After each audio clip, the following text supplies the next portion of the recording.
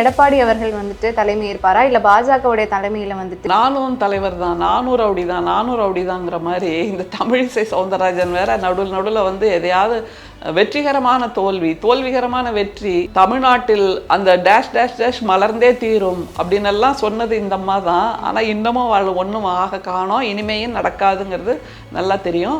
எடப்பாடி அவர்களுக்கு சாமரம் வீசுவது பிஜேபியோட கனவு இல்லை. எடப்பாடி அவர்கள் அமர்வதற்காக அரியணையை தூக்கி கொண்டு வருவது பிஜேபியோட கனவு இல்லை. எடப்பாடி அவர்களுக்கு முதல்வர்னு கிரீடம் சூட்டுவது பிஜேபியோட கனவு இல்லை. இப்போது நிதிஷ்குமார் 1 வருஷம் தான் ஆயிருக்கு அங்க தேர்தல் நடந்து அவரை முதல்வராக ஆக்கி. இப்ப என்ன பண்ணாங்க, நிதிஷ்குமார் தயவுல தான் இருக்குன்னு மக்கள்லாம் பேசிட்டு இருந்தோம்ல.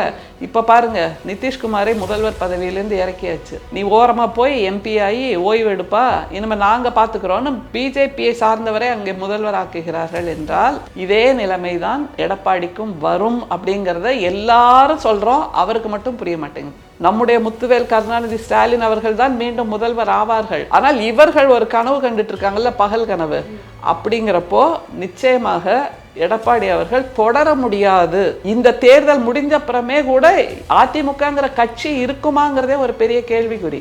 அவ்வளவு தூரம் கபலீகரம் செய்து விடுவார்கள். ஆக்டோபஸ் மாதிரி, ஆக்டோபஸ் எப்படி தன்னோட கொடுங்கரங்களால் அப்படியே பிடிச்சு இறுக்கி இல்லாமல் ஆக்கிடும்ல, அந்த மாதிரி தான் பிஜேபி என்கின்ற அந்த கொடுங்கரங்களால் மாநில கட்சிகளை அழித்தொழிப்பதைத்தான் அவர்கள் செய்து கொண்டிருக்கிறார்கள்.